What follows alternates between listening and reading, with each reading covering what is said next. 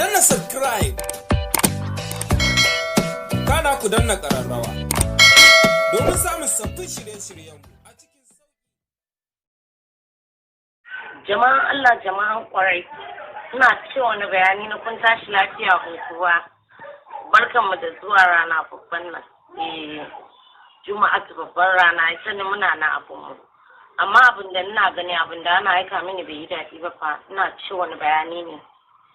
Ku yanzu kai kun san Allah, na zo ne zan girgiza tebur. Abin da ana kira da turanci shake the table.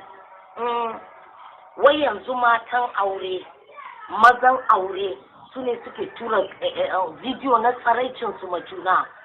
Mutum yana kwance da matan shi, sai matan wani ta aiko mishi da bidiyon tsaraicinta, yana ce mata cewa zai sha nono.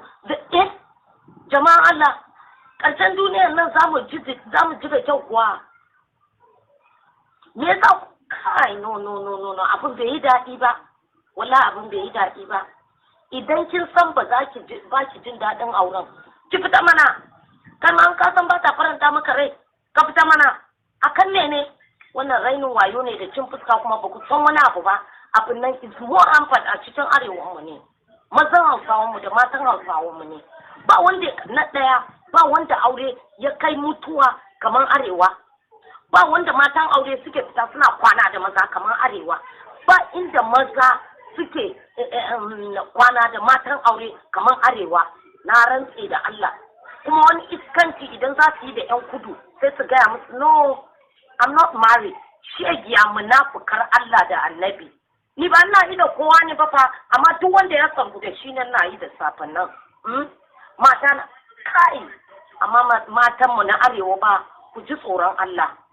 Ku ji tsoron Allah. Wai da Ku danna subscribe,